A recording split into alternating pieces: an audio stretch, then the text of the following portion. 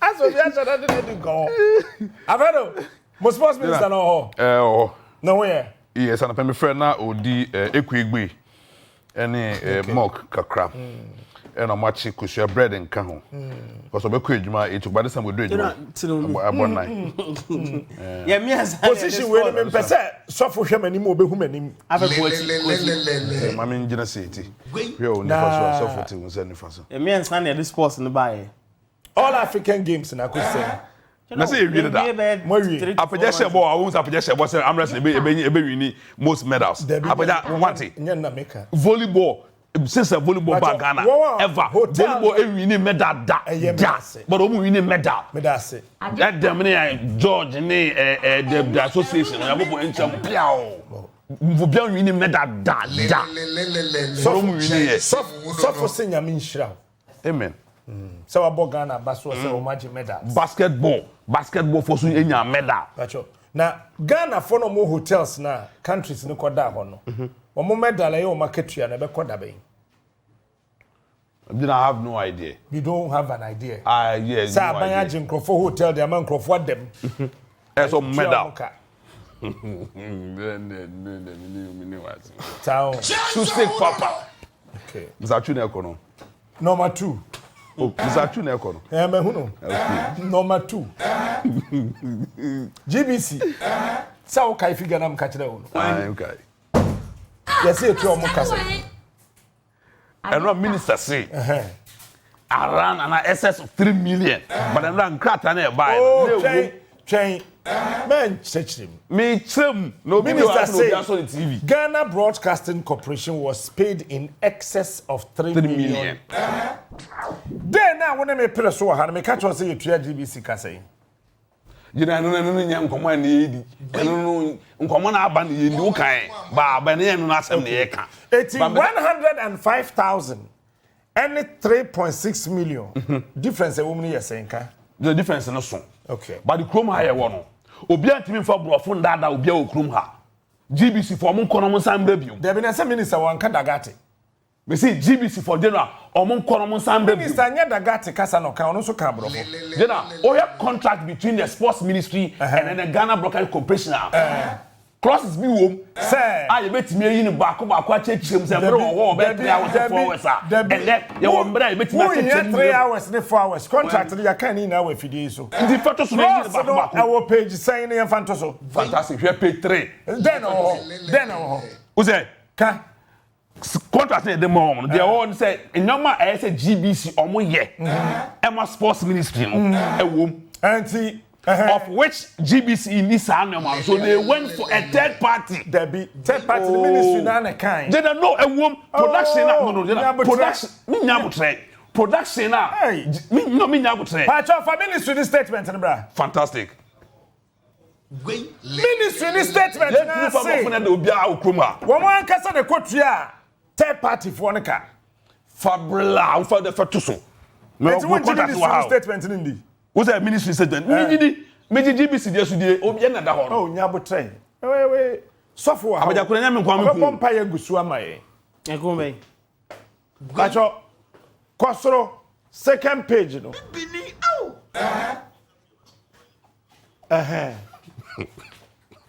Ya me di bra bre na nyesese. Alfredo kan H.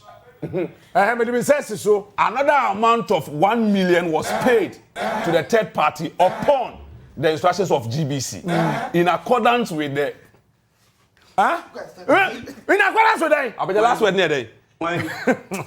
Apagya me Jina my area normal na GBC sports ministry expect say GBC Alfred are they who be defense and answer me defense me I came here to ask questions. I'm not interested in what the defense because me dem tias here and me mitrim Omana yetim no sabi eni kwan so mu ebu ye sabi ejimi for de dikan sports minister say Maminko GBC first. GBC penino director general beka say no say miamini happy jenny omutia omo $105,000 and here one benefit me my first question and before I continue in his definition of benefit, what is the meaning of benefit? Benefit is a total like a tree as a case some of the mouth. And on the mouth. And on the 100. Good. 3 million. Or no. And come with Sika. I've had me way number. Mediani Bejo. And we the Dikai. And we the statement from the Papana War GBC Director General. I'm sorry for my some I did. And on one casa start or 20 conversation or can I say Ministry of Youth and Sports contact you almost may apply and make take coverage of the games, Or more to that in my ministry, they say they do not have the equipment to make sure so what they are looking for no bit me. So what they need to say or more outsourcing, meaning there will be other parties and be supporting for the full coverage. This is from the sport the Director General. And now sports ministry at the Babonte and the public account committee and you won't be saying question or the two that say oh baby your tis is saying oh you in some no on to me the exact amount of money on mutual GBC but in excess of $3 million meaning say a 3 million and it become fantastic and GBC this statement we ban on so the Babonte about we say Monfa waiting to yes and no man woman Wama timelines, Ministry of Youth and Sports ama timelines say wamutia in 2 trenches based on what wamudeba bontino. Now the third parties, the last one I will can say and said the third amount of payment now no upon the instructions of the Ghana Broadcasting Corporation. Then I may be confusing in and say one Sikano mutia no ni nyina no ekodi GBC nsem so mo any the outsourcing party nka mo mo take coverage and any of my first question. The atosu mienu general woman di come yen nyina yate ase se woman ntumi nkava so there will be a third party some payment na dey ntina nko more direct nembom e was say woman be seeking for instruction from GBC before they will make this payment maybe the ministry have brought out their timelines and the amount of monies are omutu aye I expect the GBC to come bisa our last question there no the obusa say see you know me questions am bisa no yes say one GBC they call yes say woman to me and take full coverage this womunya another parties to support sika no mo dey year coverage na minister ka say excessive 3 million and more no womutu ya my GBC so on this basis to the parties involved so far as the coverage is concerned Anna say woman decide so okay GBC monje mo 1.2 na 1 million na mo ka no mo de ni entwe we fem mo Anna say sika ni na no woman de my GBC so woman nje no mo this basis and no na me Director General no so dey say woman benefit no that is why the money equal to that benefit. So the money was paid to GBC for them to pay the third party. But after paying all these parties, they can't benefit to GBC. And then 105. Ministry, Papa number of phone I say. Okay, minister, way no sooner. Before they made the last payment, and I say upon the instruction of GBC, it means I'm going to do but ministry now say payment and the other parties. So 2 parties need and they should come clear. No more Ghana for there should be transparency in here. Say $3.6 million you're spending with the coverage. Say Eco Party A say Eco Party B Minister say Otua say the my GBC so say the my timelines now ban. On for bank details because Papa name some can see sika we into ngu bag. GBC Director General was see into ngu bag. Into media what I'm looking for said say on the date of so and so now, Minister Ndiaban, this amount of money was paid into this account, bearing so and so name. Opening when they diatro. Mary Jenna. Yeah. Family phones ne go on a bram. Hello. Fa phone ne bra. Did I say interpret Papa's statement no? Community Fabra. Me person me sending mumu mouse say ya. Momo ne ba phone no so akan bibia e wo mumu ne ho. Hello. Okay. 0550. Me send it sika ba phone so. *170#. Hello. So your momo user. Yes. Hello. Into one. Hello. Another one. Hello. But momo no man share. Yeah, me find mountain to us one. Hello. Where we? I baby. Wow, born a man show her amount of we are bopin. Hello. Oh, did it? Ah. And then 2,000 I'm there. Oh, David. iPhone. Hello.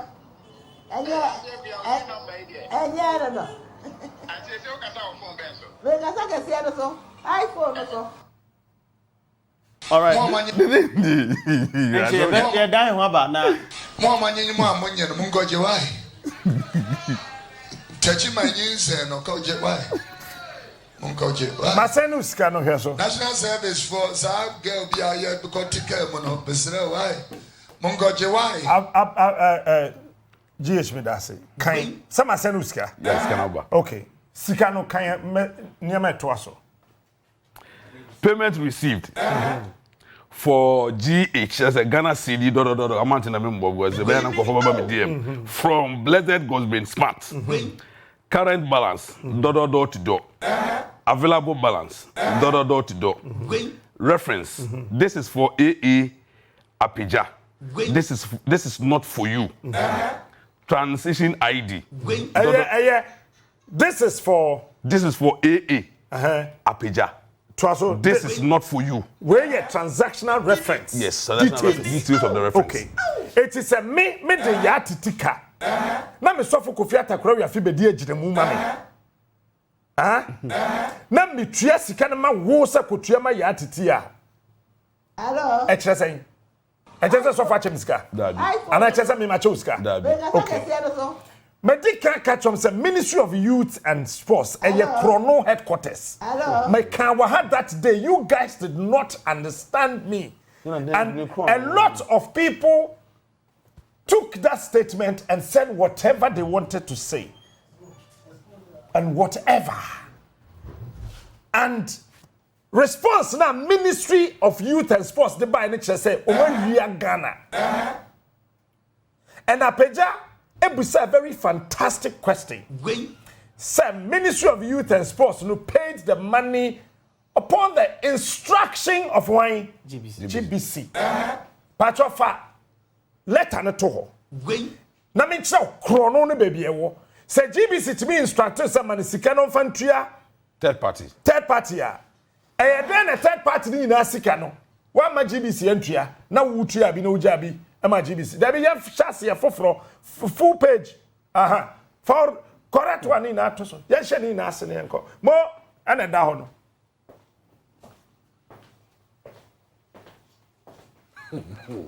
Hello. Let her da ho no. Some can here. No. We cannot continuously sit and live in this country and watch people blatantly disregard and steal.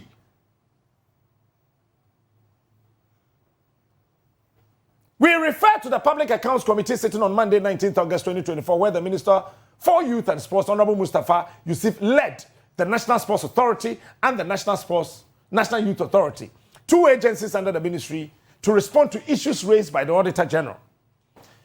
At the sitting, the Member of Parliament for Ningo Pram constituency, Samuel Nate George, asked the public interest question regarding the payment to Ghana Broadcasting Corporation, GBC, for their production. The operational word here is GBC's production. The GBC embarked on any production? No. And broadcasting services rendered at the 13th African Games, to which the Honorable Minister responded that GBC was paid in excess of $3 million. Kosoro, the Minister's attention, attention has been drawn. I feel the ministry's attention. The ministry's attention has been drawn to a comment made by the Director General of the GBC stating that they did not receive the said amount. The man was very specific. He's a professor.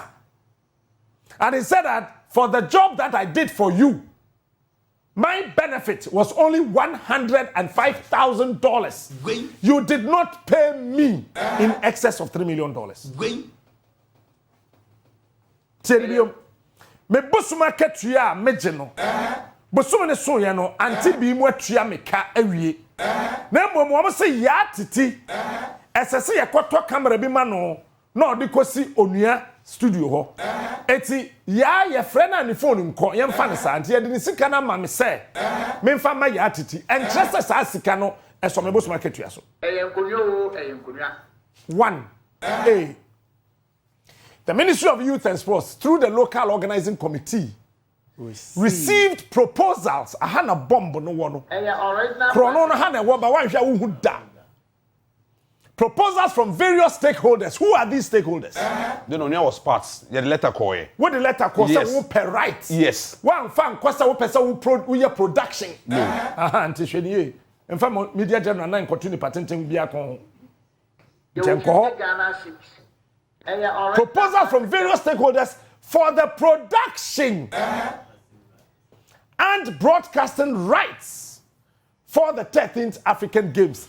Yay, media general, ne yasan kotua sika, and so masan kra mayen kwan and say yi. And media houses were Ghana paid money before they were granted access to show the 13th African Games. Sa sika no eko stakeholder be ho. It is our stakeholders see.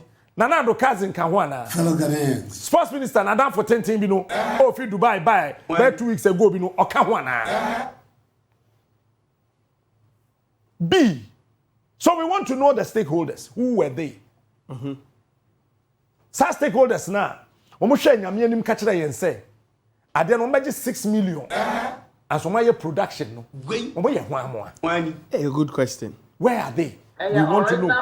What do you want to know? Some organizations submitted proposals from stakeholders to organizations. Proposals in excess. I'm ministry was say excess in Kwana Yombrofo. Where the can excess 3 million? What's up? I can excess 6 million.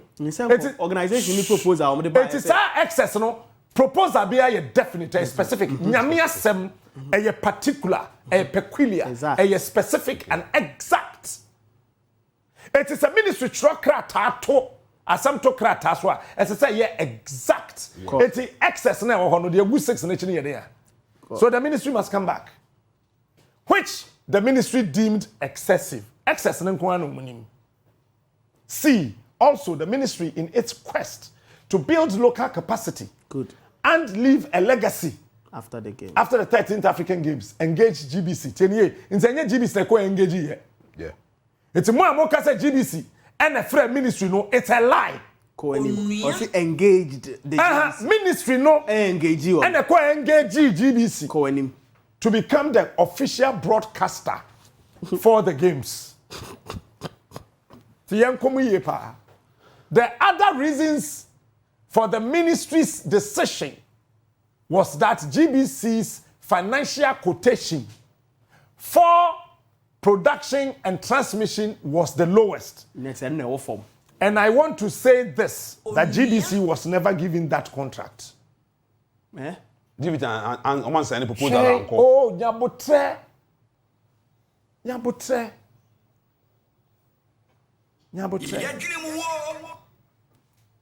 Afe ye be ko total amount no so na ye hu de ko GBC ho. Okay. Na afe we hu say contract na omni GBC sign no e ya lo. You know call him. With the understanding, Chenie. Ministry Sokrata with understanding. Really? With the understanding that GBC will use the services of third parties, with the understanding that GBC will use third parties to assist them implement their obligations. Obligations, Mayor. The coverage of the games. Fantastic. And then production and broadcasting services. Fantastic. Wabi. The total agreed amount was say $3.6 million. It is at $3.6 million here. We any percent ekwache GBC and the other parties. Other parties no. You from almost saying. One farmer ha. Subsequently, an agreement was reached between the two institutions, the ministry and GBC. Afete disbursement na. Paragraph G answer. First question no partly. Okay. So from the total amount of 2.5. Sisubio. From the total amount of $2.5 million was paid directly to Ghana Broadcasting Corporation in 2 tranches. For why? GBC. Dabi to GBC for why? For production and for why? Because GBC now want to be yet. It's ministry ne compare per their understanding. Stakeholders and organizations. GBC be contacted a third party. It is our first trench, no. Yet if GBC so on Tiama why? When you say a question, Ebisa, Ministry Baba answer. 1 million and 1.5 on 13th March 2024 and 22nd May 2024, respectively. Okay. Afeti ha. So what we who said GBC no na sign contract. Say or no GBC no. $3.6 million no. On the assessor of this Bessie. Ebe nipa wa contract o ma. Afi paragraph H. Another amount of 1 million was paid to the third parties upon the instructions of GBC. In accordance with the contract. Chain. I mean 2 million. Mean 2 million. Ahana Alfredo do your second na one body no. In accordance with the contract. You know, I am also draw attention to this. As a public institution, yes, we are committed to transparency. It's a lie. And accountability in the discharge of our duties. Bogus. Signed, Honorable Mustafa Yusuf MP. It's a lie. On sign. A dean signed signature be we are dealing with public documents official. It's a lie. And no bina a branch no Ministry of Energy or designing letterhead man apo extra letter Ghana for said na papa cho wa brand na po mpacha we signature be but it is signed. You can never ever present this to any court of the land as an exhibit. Anyway, because there's no signature. General, may your question H, or say another amount of $1 million was paid to the third parties upon the instructions of GBC. Let me tell in you. Accordance. Let me tell you today. With the contract. Ghana Broadcasting Corporation is just a subset of the bigger set. GBC can never instruct a ministry to pay money to nobody. It's a lie. Based on the contract. No. Also, an agreement was reached. Buying a sign contract. Na say a buying tria obika. Whoever contracted the third party must have an official receipt of the amount and pay on behalf. But when the ministry no tria direct upon the instruction na on fa letter number. And you have another question. That's it. Good. And you have another question. And it is say 3.6 million na. Or see o tria GBC in excess no. On one letter dika ma yati asese. Or the 1 million be koma obi. It is 1 million no. Anko GBC ho. Per GBCs. It is 1 million no. Anko GBC ho. Yes. Anko ma count him direct. It is 3.6 no. Eswate. But you know me do ka na ka se me fa sika no ma obi a. Minimum the amount. There is different from some amount sika. Oh, what na was me for money pa no. Sika ma peja. Mo go takwa obi di sika ma mo amudi ye. Wo siki mi concern. Obi ma mu sika se mo mfa mbre me. E na mo mienu mu chedi. Say ba e catch there. Nipa no de mi sika ma mo. But men sankai. Modi. Hello. Then I two different. And again, patro for letters ne bra biom. Ministry no e blow $100,000 bi ho. Yeah, no, they may use 3.5, you know 3.6. It is a one share document here, so yes. First one, 2.5. And then second one, no, 1. The second page in the bra. Ghana for in Anfan, Obi Anfan calculator. Where you 2.5. Also, we trade in 2. Chain plus say 1.5. 1.5. It is the Kanankasa ministry say. Otuama ye kura bo GBC no total contract of 3.6 million. Who 2.5 any 1 million boma say 3.5. 100,000 no way. General calculating here. Oh, we see 2.5 million plus 1 million. 1. 3.5. Saying General. 3.5. Did you say or say 2.5 from Muche. No, Muche 1 million back 1.5 back. Almost so cry. Yeah, so because say oversight. Me so for Kofi Atakra we Africa chere me say. Say 1.5 dream pa ma for dia menya me expecting that so be shira. No go betegu. Why do you say wo sika nti wo tugu ho? There be. Hello. 1.5 plus 1 million plus 2.5 3 million. Yeah. Now, total contract ni na no saying 3.6. 3.6. Yeah. Enti yem fan say GBC 100,000 na wo mo ho. Me boa. GBC sika na wo mo ho no so ebro 100,000. It with the 105. Ebe so 2.5 so a ebro 3.6 million. Yeah, $5.5 dollars contract no. Enti the catch no. Why na year calculation ni dey come out ho? Some question we need ebisa wo nto mo me no mra. There be jina ho. Yenwie. The catch no. Why na dey so contract? Because the contract is $3.6 million. Me wo watch 105,000. GBC. Me maje 1 million. Alfredo aje 1.5.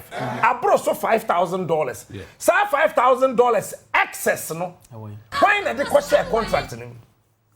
Captain Smart. General question we for ministry and as a director general. Hey, Apagya. General. Me ne wo mienu ene ye de besia aban we di kanji ye wo Fidelity Bank. And them abo banks ni din.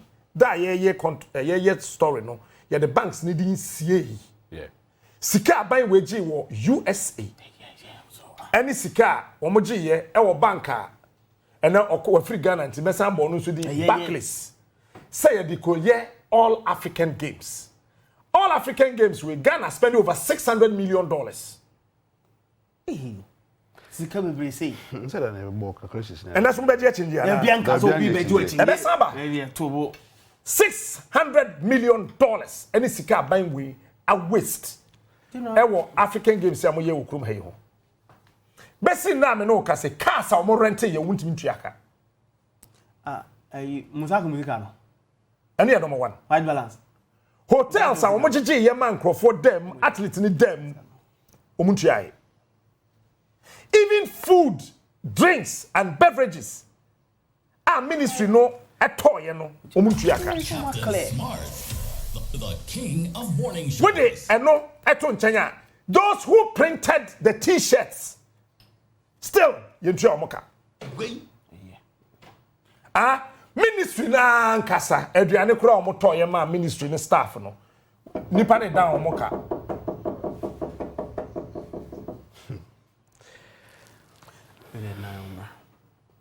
Yeah, dan ba. Yeah ba.